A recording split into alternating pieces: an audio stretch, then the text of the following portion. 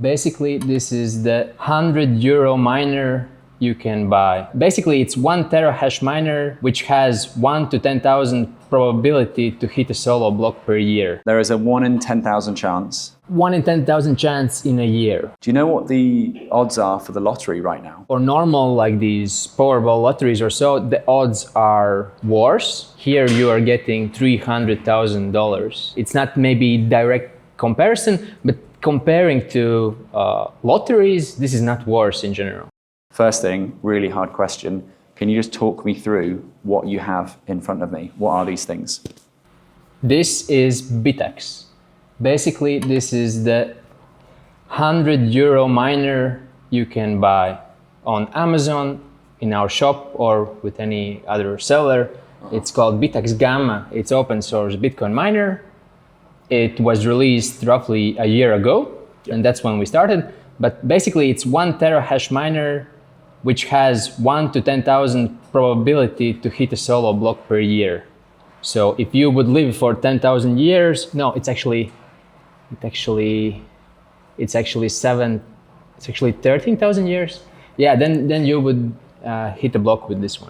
Let me get those odds correct. So there is a 1 in 10,000 chance. 1 in 10,000 chance in a year.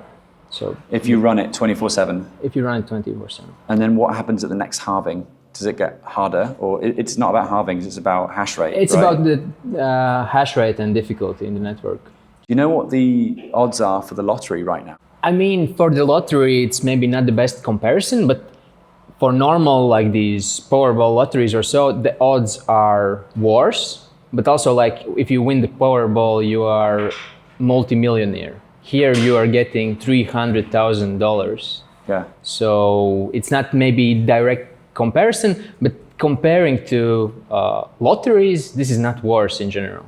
Okay, yeah. I mean, 1 in 10,000 chance. I'll take those odds. Yeah.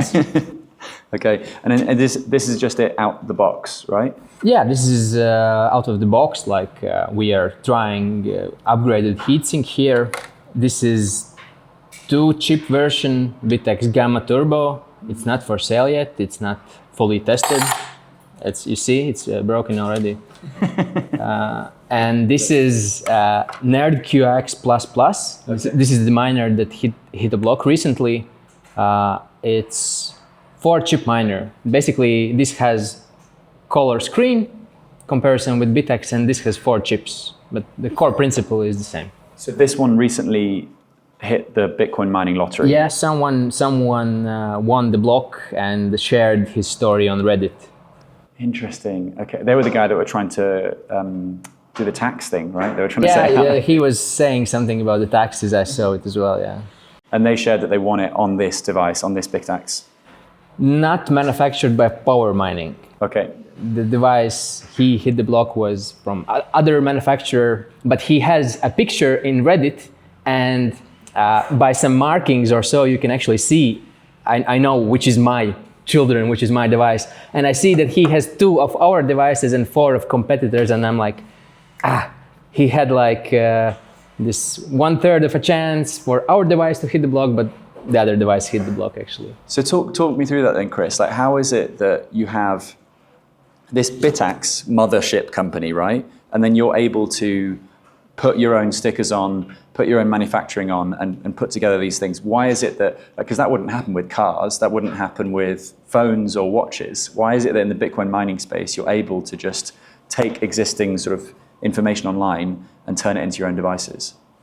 Yeah, well, the talented people who made the first Bitaxe, they open sourced the hardware and the software. And open source software is quite common, but open sourced hardware or touchable physical things, it's quite rare. And basically they open sourced it that it's free for modifying or manufacturing, but you always need to share the source. And basically what happens is anyone can take Bitaxe source files or Bitaxe software, which is ESP miner called, and then you can manufacture it, make it for yourself one piece or make millions of pieces, and you can do basically whatever you want. You also can improve it, but then you need to share your changes, what you have done to the Bitaxe. Okay, interesting. So you have a good relationship with Bitaxe. I mean, Bitaxe is not a company.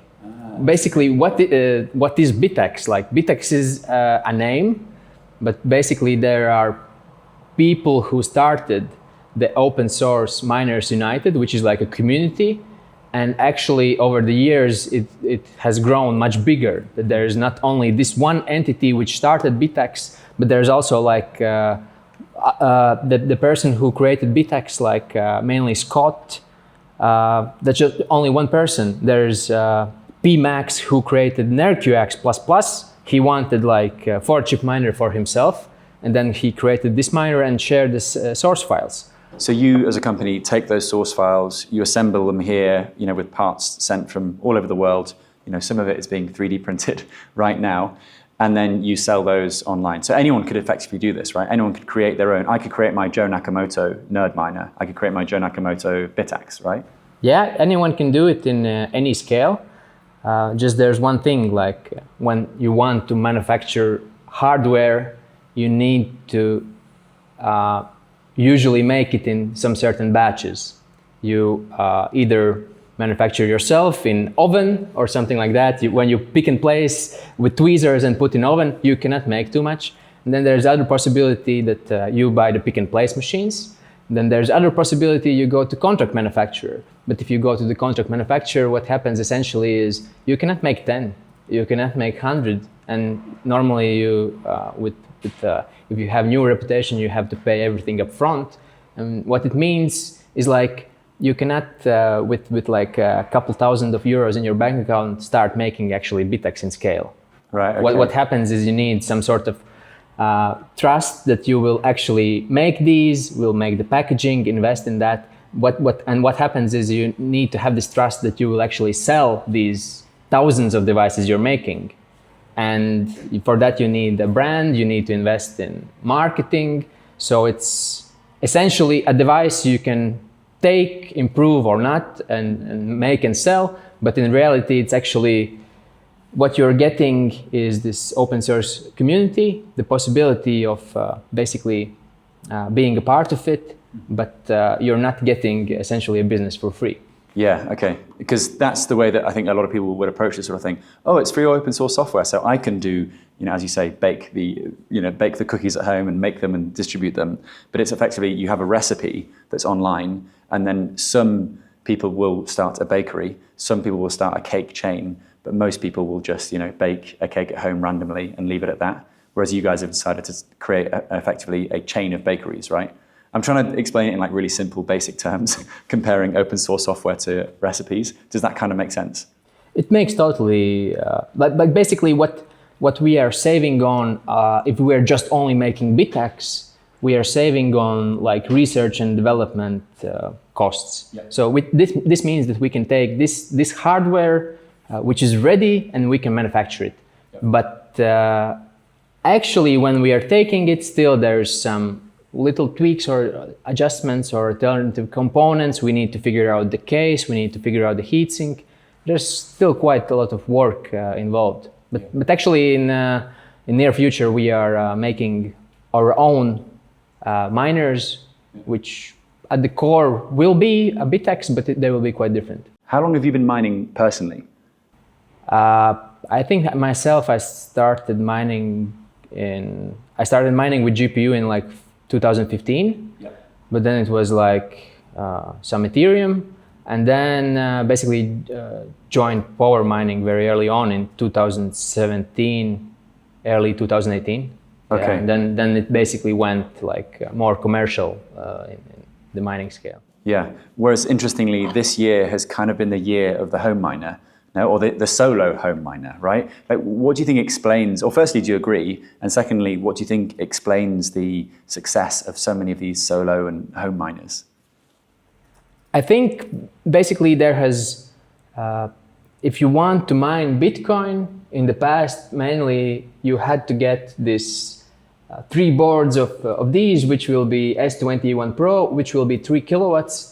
And if your electricity cost is above like 12 cents per kilowatt hour, if you buy this large machine for 3,000, at any given point you're losing money. So it's maybe better to lose money with a small device than to buy a big device which is losing you money anyway and losing you even more. So basically, it's I think it's the Bitaxe gives everyone a possibility for $100-ish to start Bitcoin mining. So literally anyone who has $100 can become a Bitcoin miner and try it.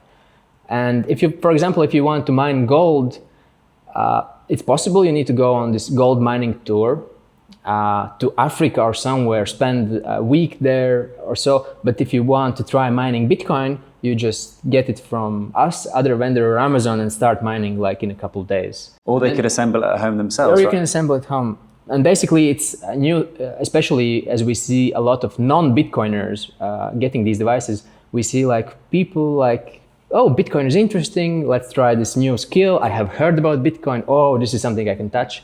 So I think that's why, and the people buy it and they share on Twitter and they say to their friends and so on. And then essentially on the news you see, wow, this guy with $100 Bitcoin miner, he hit a block. And then everyone reads it, and the next day you're sold out of devices. That's literally what happens. It basically, when someone hits a block, the next day, like the sales are like 5 times X. That's hilarious. So it's free marketing every time. Yeah, and we are betting on that statistically more and more blocks will be found. And basically, it's Bitcoin industries are risky because their Bitcoin price goes up. Volumes increase, Bitcoin price goes down, the volumes decrease. But with this, that the Bitcoin miners statistically will be hitting more and more blocks, it's quite safe to say that the industry will grow. And imagine if like Tiger Woods mines a Bitcoin block at home, like... He scores a home run. No, he gets a hole in one. I just said a home run about Tiger Woods, sorry. It's the fatigue talking. It's crazy to see, but are you surprised by how many solo blocks there have been this year? Statistically, I think it should have been more. I'm surprised that no one of our customers has hit a block yet. So it might be related that some people maybe buy Bitaxe and don't use it. Some maybe don't set it up correctly or so, but that's a small percentage.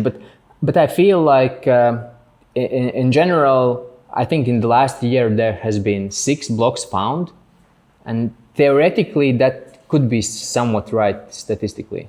What do you think the number is more, or should be more approximately? I think in general in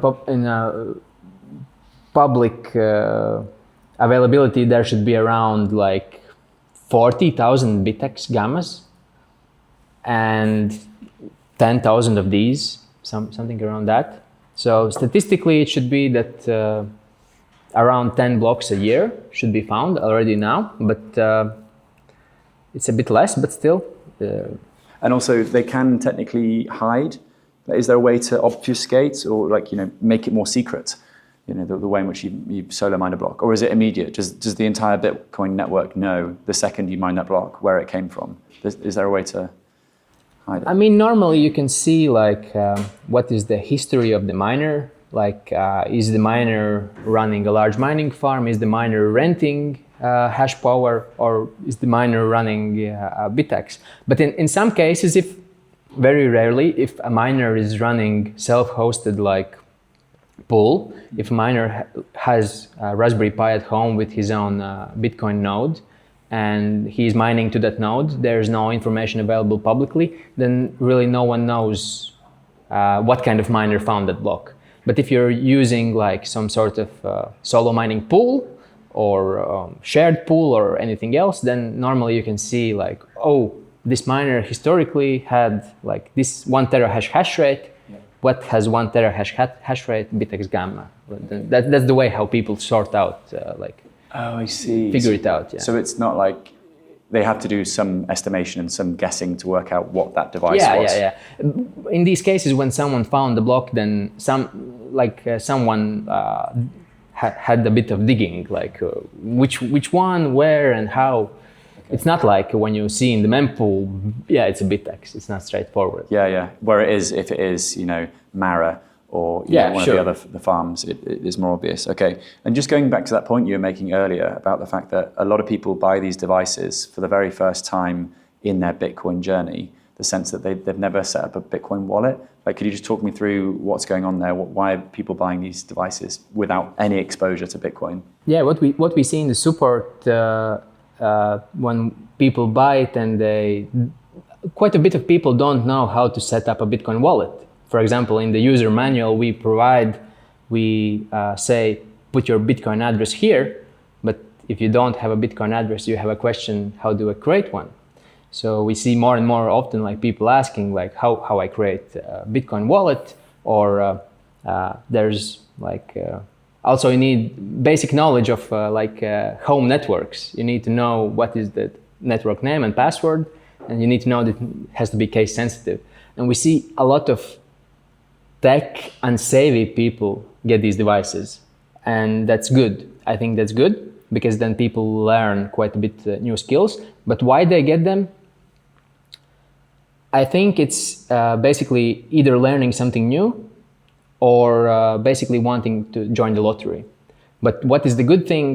I have really never seen people complaining. I thought this is marketed as basically gambling machine. I did not win the lottery. Please give me a refund. Basically, we don't see these complaints, or like very, very rarely. We never ourselves. We don't really market it strong as it's a gambling or lottery machine. So people know it can be used sort of to win this mining block, but that's not how we market it because it will give wrong assumption to the people. So basically, it's a fun gadget which will lose you money. I think it's written on our website. Really? Okay. I think it's like how much you will earn. I think somewhere it's written that it will be negative. Yeah. If you run it on like a regular pool. Because and do people point it to a pool and do There are some people who actually use these devices in normal pool. I know my colleague Yanis. He has his children, and they point it to normal pool, and every day they get like 5 cents or 10 cents in Lightning. And then they started to trade this money in school. They onboarded other 10-year-olds, and then they are like sending money for goods in Lightning Network to each other. So that's impressive. Well, that was one of the things I wanted to touch on, because as a device, these things are not, for want of a better word, they are not aesthetic, right? They are not this isn't Steve Jobs' new iPhone. This is a geeky looking, tech-focused device. It's quite a statement, right? Like, why do you not make it a really pretty, gorgeous device? I mean, look at the box. It's like Steve Jobs would be proud of this box. I admit the packaging, and having seen your packaging center, it's very good packaging. It is glorious packaging. Check this out. But when it comes to the actual device itself, you have exposed chips. You have things that kids could put their fingers in. I don't know. It's just the fan is obviously exposed. You could put something in there if you wanted to. It's an intent. You've done this intentionally, right? You haven't decided to put a case on it or to make it look like, say, the other mining boxes there. Why is that? Why make it so it is like a nerdy thing? So when we started making Bitaxe, we thought the first thing we should do is to make a case. But then we realized that people are actually getting the Bitaxe for the purpose that it looks, the open PCB and the feeling that, oh, you're mining Bitcoin, it must be like this. And then I think what actually you say is true. If you want to onboard the solo miners to millions of people, you will need a closed box, a nice big screen, something that Steve Jobs will be proud of. But I think you're wearing the turtleneck, man. I'm just saying. I mean, like, it's on purpose. So basically, we understand that to onboard a lot of people, we need to create closed case and more consumer appealing device. But at this stage, I feel like the Bitaxe brand is marketing itself. Yeah. I mean, if you create something that's not a Bitaxe, you need to go through everything to get this word out. Yeah. But if you're making a Bitaxe, people already know what's a Bitaxe, and if they find a block with Bitaxe, the brand only grows bigger and better. So as a company which started to make these solo miners just a year ago, it's definitely been the correct choice to make the Bitaxe and these devices as they are. Right. But going further, I think it's necessary for us or to someone else to make the iPhone of solo miners. Right. Okay. Yeah. Yeah. Because I mean, if I ask my fiance, can I plug this in and put it in the living room? She's going to be like, no. Like, what are you doing with that strange device? I can put it in my studio. You know, probably not in the bedroom. But you know what I mean? It's a statement, and I think it's really cool. But equally, like you say, yeah, to hit the mass market and to really get out there, you know, in a big way, it would have to be a sexier looking device, right? Definitely. Okay, cool. So when it comes back to solo mining, you know, we've touched on a little bit of like the greed, and like the greed is good. But one of the big threats that a lot of people in the Bitcoin space are talking about is miner centralization, particularly to the US and to China, as historically more and more pools are getting closer to the US, and that could pose a systemic risk to Bitcoin. Could you perhaps talk to the fact that there are so many solo miners now? What does that mean for this miner centralization threat? I mean, you need to take it statistically. In the last year, 6 blocks have been found.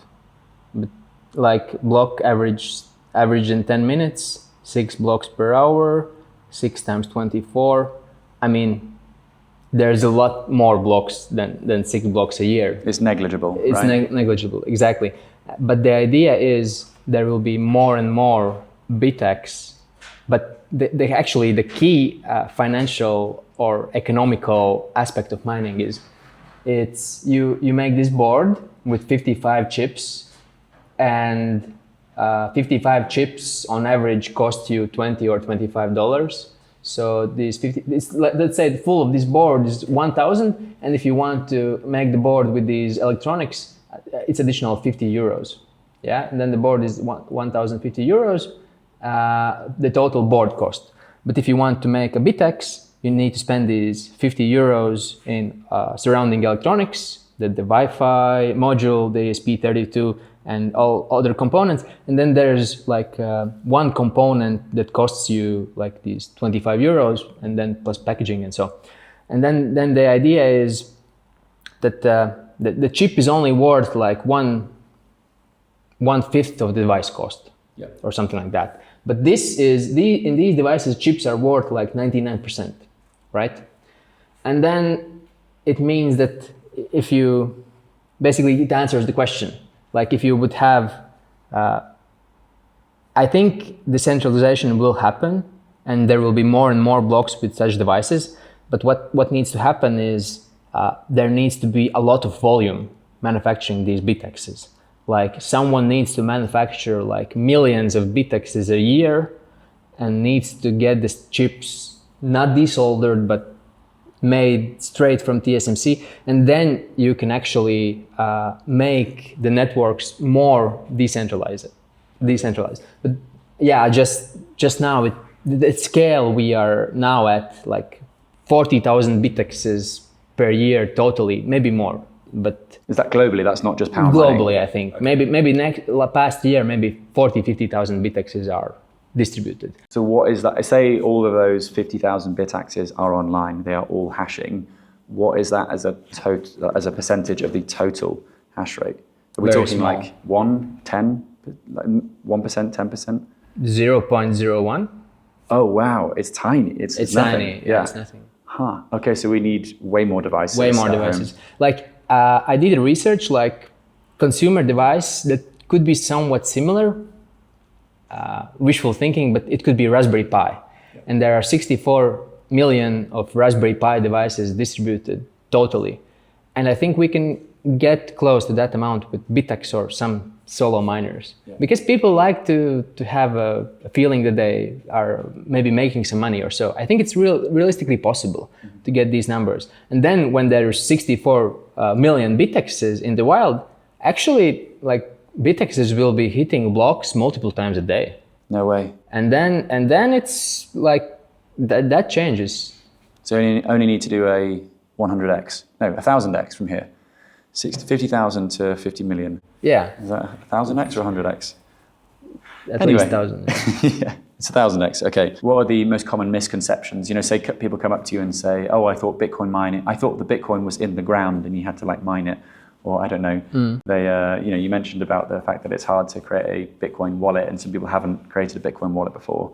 And what are some of the other most common misconceptions in the Bitcoin mining space? I think there's the people who are in Bitcoin space, especially the people that, for example, you meet in conferences like Honey Badger, you come up to them, have you heard about Bitaxe? And he says, I have two at home.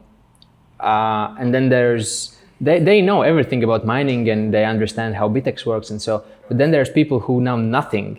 And then just the misconception is that like people cannot understand quickly that you keep the keys yourself, sort of that maybe it's not the best to use Exchange Wallet for payout address, and all these small things like we as Bitcoiners in the space for like 10 years, we know it comes to us naturally, but for normal people it's actually a bit hard to understand and to figure the way out.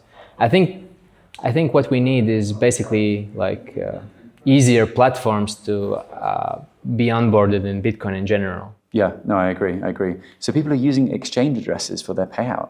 That's incredible. Yeah, and well, actually, a lot of people don't change the default address. We have the default address on the Bitaxes, and we see like hundreds of people are using our ordination address to mine Bitcoin. Which would go to power mining, right? Yeah, but then of course we would try to find like who bought, and our strategy is if it happens, then we would try to find or give a good deed to that money. But yeah. It would be good marketing for you guys, and it's the right thing to do, right? That's hilarious though. So they are willing to buy one of these devices, plug them in at home, connect them to Wi-Fi, go through all the steps, and then they don't change the default address. I'm always amazed by, customer error, consumer error, and like what goes wrong along that journey. Obviously, I trust that you guys would give them the Bitcoin, but it's just fascinating, isn't it, with the Bitcoin space?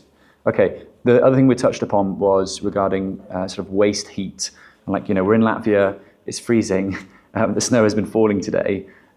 You mentioned that next year you might be interested in doing some heater devices. Can you talk to this sort of trend in the mining space, Chris? Yeah, so when you want a small Bitaxe, like this is 20 watts, you will not feel it in your home. But there's actually quite a lot of people who are living in colder environments who actually want to feel the heat. Yep. Like they want something that could heat up their houses in the winter or so. And there are some solutions in the market that are like home mining heaters, but we really want to make like very, very affordable Bitcoin home mining heater, which is essentially we want to basically take miner board, ready board, because these guys, Bitmain or others, they know how to make it cheap. Yeah. Then we want to make this board and create the surrounding gear around it, so we can offer customers a good price for it, so they can heat their home, they can mine something. Mm-hmm. But I think it's very beneficial, especially in these areas like. How much heat transfer is there really? Is it like, electricity goes in, heat comes out? Like how much is actually wasted in that process of the hashing? Basically, the only thing that doesn't go in the heat is the fans. Fans make fans do the cooling and the noise that energy goes there, which is like normally 1% or so of such miner. And basically anything else is very, very small percentage. So I would say that basically 1% goes in not heat. Basically everything, 99% goes in heat. Wow, so they're actually quite efficient heat devices. Yeah, they are not very efficient heat devices. Heat pump is more efficient, but if you would use 1 kilowatt in heat pump, it would be better than to use 1 kilowatt in miners. But if you're using just basic home heater with this coil, then definitely this is way better choice. Okay, amazing. What's your vision for the future of at-home Bitcoin mining devices? Do you genuinely think that say in 10 years time, it's going to be common to have a Bitcoin miner at home? I feel that in 10 years, maybe not Apple, but someone of the big companies will have Bitcoin miners that you can use at home. I'm pretty sure about it. If we have this route of people buying them, finding blocks and speaking about it, and Bitcoin becoming more common, I mean, I feel that companies like Foxconn or something like that will be actually making these small devices. So there could be like a Samsung, you know. I'm pretty sure that if it grows to the levels I hope it does, then it's possible. Whoa, that's pretty cool, hey? I mean, it's wishful thinking, but I don't see like how this can be a small market. It's just in the last year it has grown so many times. Like the growth in solo mining in the last year has been like 100 times, I think. Really? I don't have the numbers like how many Bitaxes were distributed last year, but there are just so much more players. It's still very small, like at this scale, but it's growing very fast. Yeah, cool. And I'm just going to ask you one very basic question. I'm going to hold this. I'm going to ask, can I get rich with one of these? You can get rich, just the percentage of the possibility is small. Okay. And it depends, like if you live in California, I don't think you can call it rich. 300,000 in California will not get you too far. Yeah, but it would do in, you know, Eastern Europe, and we are in Eastern Europe. It's already, Latvia is getting expensive. You cannot retire with getting Bitcoin block here, unfortunately. But it will change your life, though. I mean, maybe in Albania. Albania, okay, right. So buy one of these, get rich, move to Albania. Yeah. Got it. Okay, cool. Thank you so much, Chris. That's awesome.